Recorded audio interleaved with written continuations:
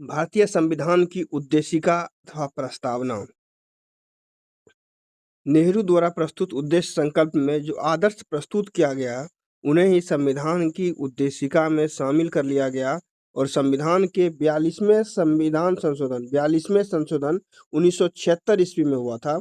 इसके द्वारा यथा संशोधित या उद्देशिका निम्न प्रकार है। यानी ये जो उद्देशिका है, ये 42वें संशोधन 1976 में जो हुआ था, उसके यथा संशोधित या उद्देशिका निम्न प्रकार है।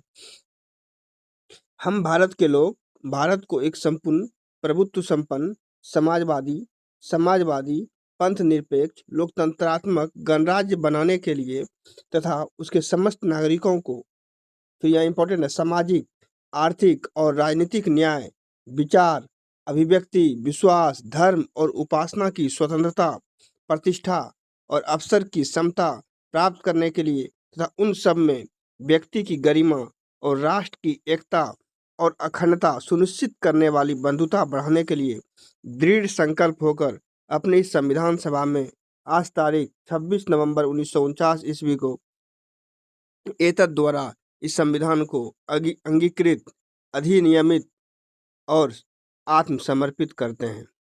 ये हमारा जो है भारतीय संविधान की उद्देशिका, इसी को प्रस्तावना भी हम लोग कहते हैं। प्रस्तावना भी इसी को कहते हैं। और जानते हैं हम कि प्रस्तावना जो है कहाँ से लिया गया है, तो संयुक्त राज्य अमेरिका से लिया गया है।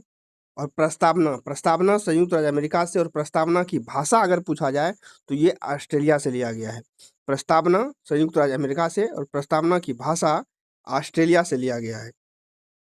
और इस प्रस्तावना की बात करें तो इसमें जो है तीन प्रकार की न्याय यानी सामाजिक आर्थिक और राजनीतिक, अभी हमने पढ़ा 3 प्रकार की न्याय है, जिसमें क्या है, सामाजिक आर्थिक और राजनीतिक की बात करता है। 5 प्रकार की स्वतंत्रता है, विचार अभिव्यक्ति विश्वास धर्म और उपासना। विचार अभिव्यक्ति विश्वास धर्म और उपासना, ये 5 प्रकार की स्वतंत्रता है। और 2 प्रकार की समानता है, प्रतिष्ठा एवं अवसर का उल्लेख किया गया है। प्रतिष्ठा एवं अवसर का उल्लेख किया गया है, ये बहुत ही इम्पोर्टेंट है, इस बात को आप लोग ध्यान देंगे। Thank you.